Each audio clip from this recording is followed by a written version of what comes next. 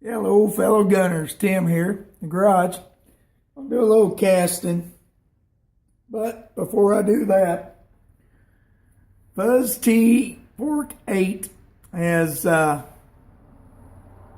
wanted me to share my mode, my casting mode, my bullet modes with you all, my collection.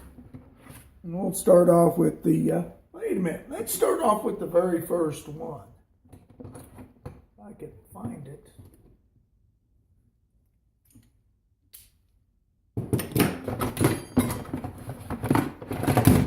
There it is.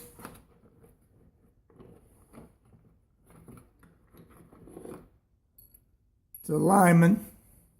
I'm missing my little spring washer. But it's the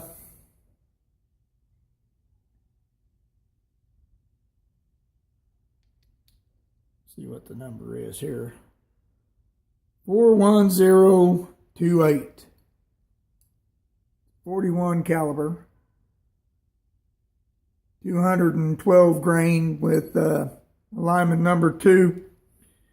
In the past, I've had this in a video and talked about, well, maybe it wasn't in a video, maybe it was just in comments.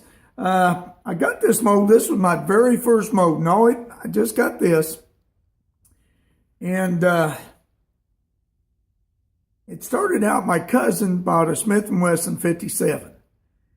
And, going on about how he's going to use it for deer hunting and all that. And so I decided, hey, you know what? I'm going to help him out with his ammunition because I think he was complaining about it. I don't know. But anyway, I thought, well, I'm going to get into casting, so I'll cast some bullets and I'll buy some brass and I'll just surprise him with the first 100 rounds and with my own homemade bullets and loads and whatnot. And I get all that done. I started out with a pair of pliers holding these together on a dadgum coffee tray. What do you call it? That's what you call me, ain't it? Coffee tray, little metal thing that folded up. Well, anyway, I cast them. Of course, they were rough. Finally, I bought a set of handles, and casting got better after that. And I know I'm going to get some criticism over this, but I started on the kitchen stove. But that was back then. That's when you had lead gas, and lead wasn't a problem then.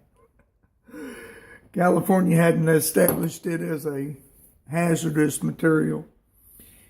Now after that, let's see. I probably got at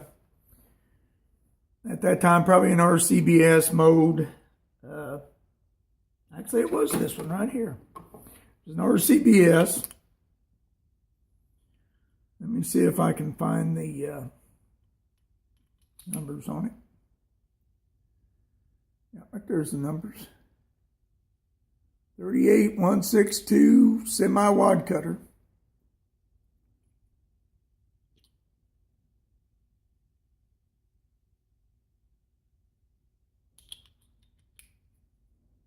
And of course, I bought handles for it, and I'm using the handles right now on my NOE, which we'll get to later. All right, let's see. And sometime within there, I got this little single cavity mode, which is a 44. It's the 429 421, which is the Keith style bullet in 44.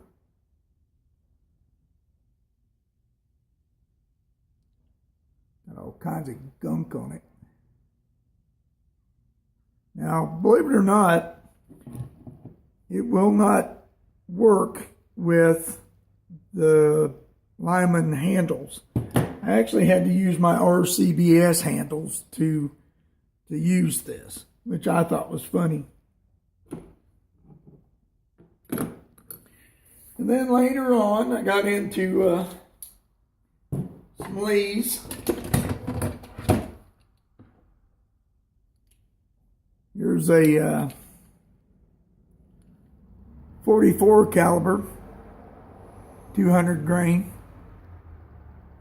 round flat nose. This was back when I was doing cowboy action shooting. And somewhere around that time, I got a little 30 caliber. This is my 170 grain. It's a single cavity. I believe I did cover that in the video.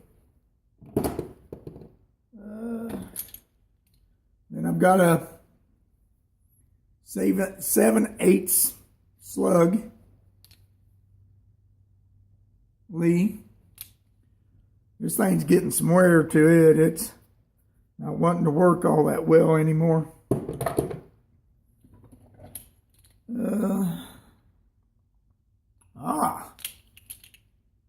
Here's a bullet that I'm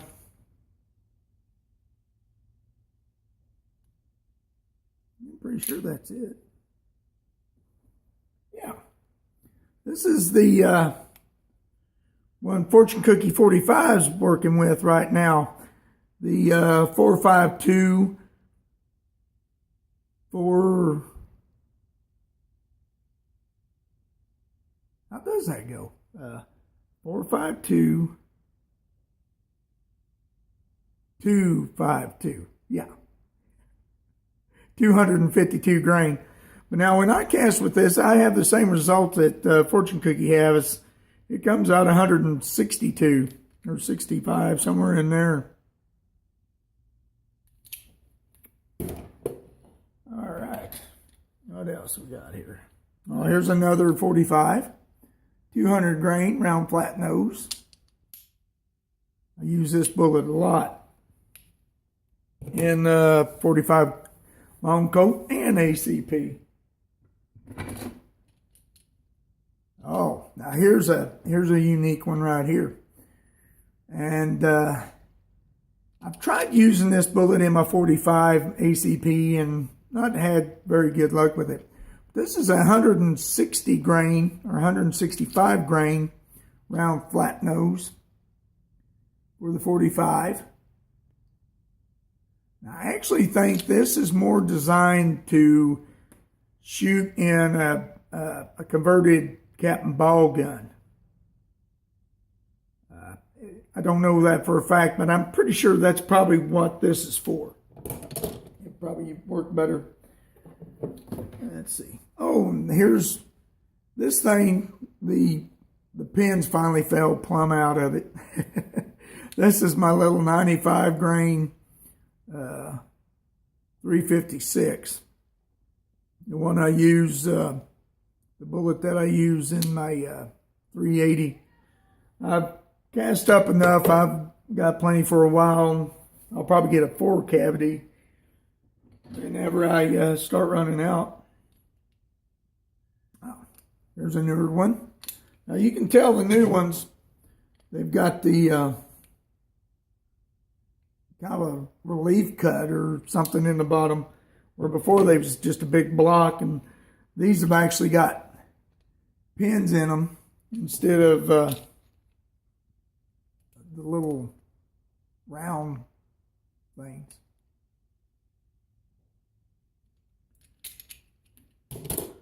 This here's 130 grain cone.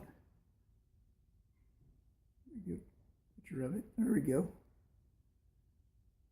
I really love this design, but I'm afraid I'm just not getting much accuracy out of it. I get better accuracy out of the round flat nose bullet.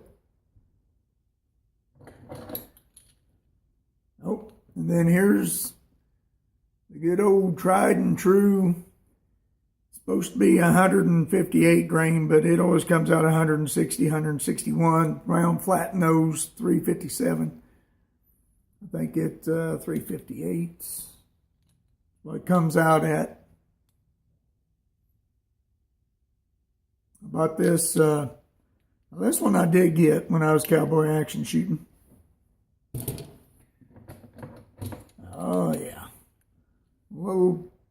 22 55 grainer Lee. This is a good bullet. I've never bought gas checks for this bullet, and with 9 grains of unique, now it shoots real low, but man, it is just, it's a tack driver. Just a good bullet, powder coated. I've never used it with traditional lube. I don't even have a traditional lube or sizer dye for it. I just powder coat it and run it through the 225 sizing die, Lee sizing die.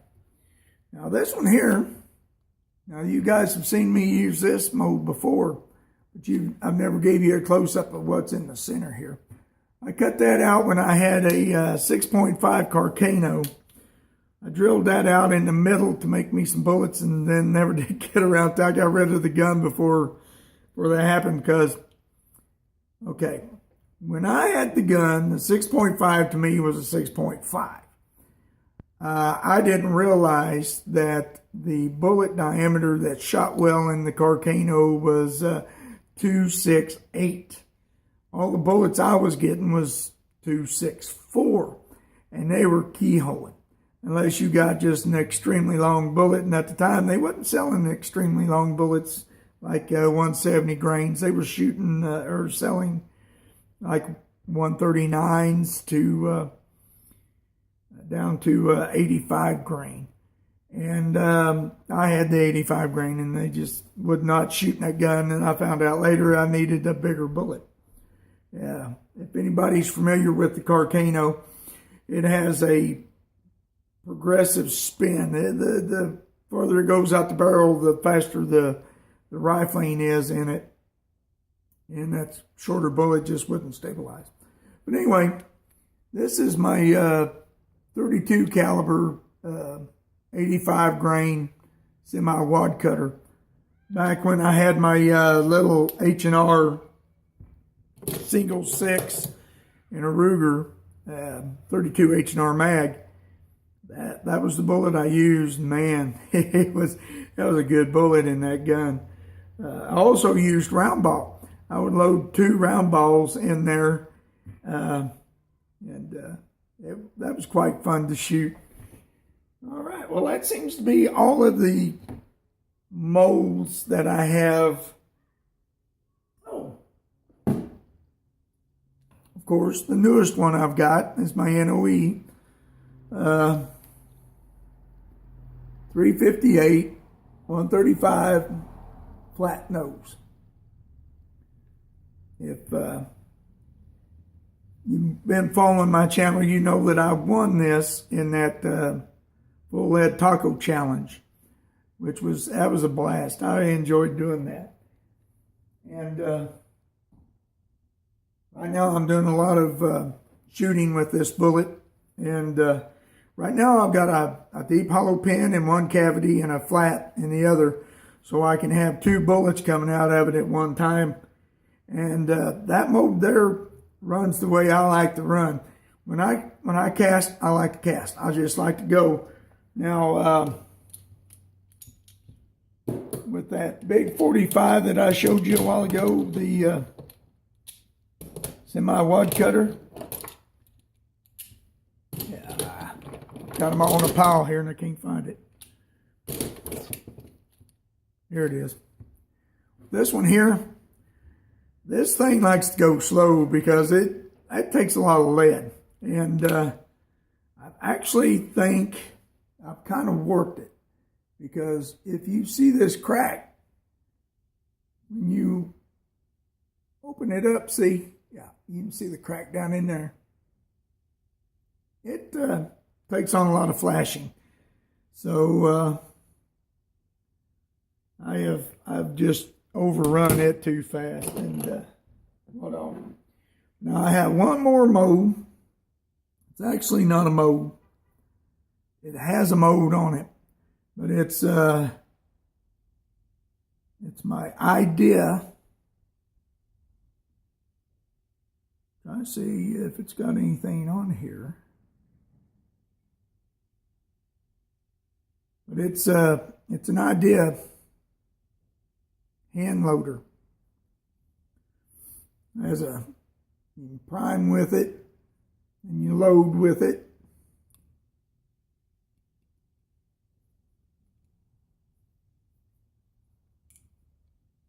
Now this is for the 38 long coat, but it's the old style, back when they were converting cap and ball to cartridged pistols. And it has a diameter of .375. It's a heeled bullet. If anybody knows what a heeled bullet is, here's your heel. It has an exterior grease groove. And it sets, the heel just sets like a 22. It's like a 22 long rifle. The heel just sets down in the brass and you crimp it on that way. And then the lube is on the outside of the cartridge, which was an American design, which was not all that good, but that's what they were used to. You know, you'd take your cap and ball and you just smear some beeswax in the end of the cylinder to keep it from cross-firing and lubing your cartridges. But now the Russians came out with the 44 Russian, and that had an interior groove lube. And that's when we started doing it too, and worked out very well. Well, Fuzz, that's my collection. I hope you enjoyed it. Thanks, guys, for watching. I'll catch you in the next video.